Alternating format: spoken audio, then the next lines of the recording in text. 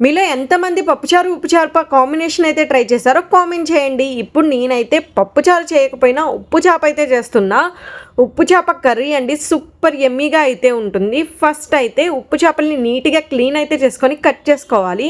వాటిల్ని అయితే ఆయిల్‌లో అయితే ఫ్రై చేసుకోవాలి. ఫ్రై చేసుకునేటప్పుడు అవి చాలా రెడ్డిష్ కలర్‌లో అయితే రావాలి. చాలా రెడ్‌గా ఉన్నప్పుడు క్రిస్పీగా ఉంటాయి. చాలా బాగుంటాయి అలా అయితేనే. నెక్స్ట్ అదే ప్యాన్‌లో అయితే మనం ఆనియన్, పచ్చిమిర్చి అయితే వేసుకోవాలి. అవి బాగా మగ్గిన తర్వాత ఒక చిన్న సైజ్ టమాటా వేసుకోవాలి. ఆ టమాటా కూడా మగ్గిన తర్వాత చాలా దగ్గరగా అయితే రావాలి. అప్పుడు వాటిల్లో కారం, ఉప్పు, పసుపు, ధనియాల పొడి, గరం మసాలా అయితే వేసుకోవాలి. వీటన్నిటిని మన టేస్ట్కి తగ్గట్టు అయితే వేసుకోవాలి.